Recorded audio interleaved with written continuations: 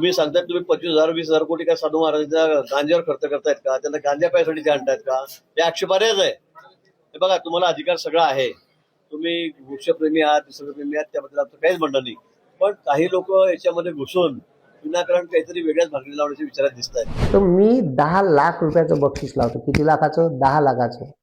नाशिकच्या कुंभमेळ्यात 10 लाख गिरीश महाजनांनी हारावे, नाही तर मी हारतो, नाही तर यायनं सत्ता सोडावी. जर तिथं गांजा फुकणारे जर साधू मिळाले नाही, किती? 10 लाख नाही, सत्ता सोडा लागणे यायले.